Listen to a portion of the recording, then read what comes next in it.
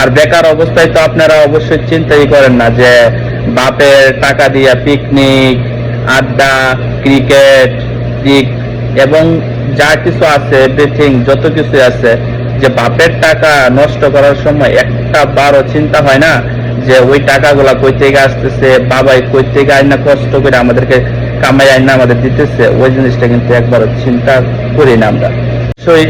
সবার কাছে একটাই অনুরোধ, যারা বেকার অবস্থায় আছেন তো তারা বাপের টাকাটা কিভাবে আপনারা ফালতু অকারণে নষ্ট করতেছেন, বাপের টাকা নষ্ট করেন না ভাই।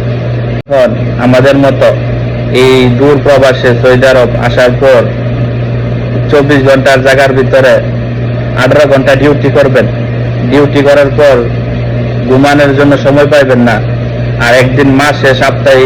একদিন ছুটি তো দূরের কথা, 1 ঘন্টার জন্য একটা ছুটিও পাইবেন না।